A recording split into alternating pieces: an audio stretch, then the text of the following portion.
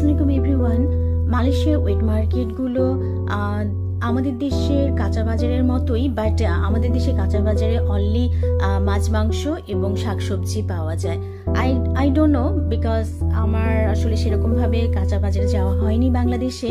But এখানে শুধুমাত্র যে কাঁচা শাকসবজি পাওয়া যায় তা নয়, এখানে এভরিথিং পাওয়া যায়। তো আমি আজকে দেখাবো যে এখানকার বিফ এবং চিকেনের প্রাইস কেমন। যারা নতুন মালয়েশিয়ায় আসবে তাদের কাছে মেবি একটু ইজি হয়ে যাবে। এই যে দেখতে পাচ্ছেন, এরা কিন্তু এভরিডে গরু জবাই করে আর অনেক ফ্রেশ পাওয়া যায় এই ওয়েট মার্কেটে। আমাদের বাসা কিন্তু এই ওয়েট মার্কেট থেকে অনেক দূরে, বাট আমরা অনেক চেষ্টা করি যে এখানে গরুর মাংসটা ফ্রেশ কেনার। সো দ্যাটস ওয়াই আমরা এত দূর থেকে এখানে কিনতে আসি। এই যে ভাইটা দেখছেন, এটা হলো অনেক যত্ন সহকারে সে আমাদের গরুর মাংসটা কেটে দিচ্ছে। এখানে গরুর মাংস হলো 40 রিঙ্গিত পার কেজি, মিনস বাংলাদেশি টাকায় হলো 1000 টাকা। আর এখানে ব্রয়লারের মুরগি বেশি পাওয়া যায়। দেশি মুরগিটা এই ওয়েট মার্কেটে খুব কম আসে।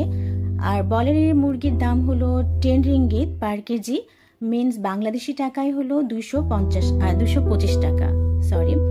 অ্যান্ড দেশি মুরগি হলো এখানে মালয়েশিয়ায় বলে কাম্পুং মুরগি। তো দেশি মুরগির দাম হলো 20 রিঙ্গিত পার কেজি, মিনস 500 টাকা।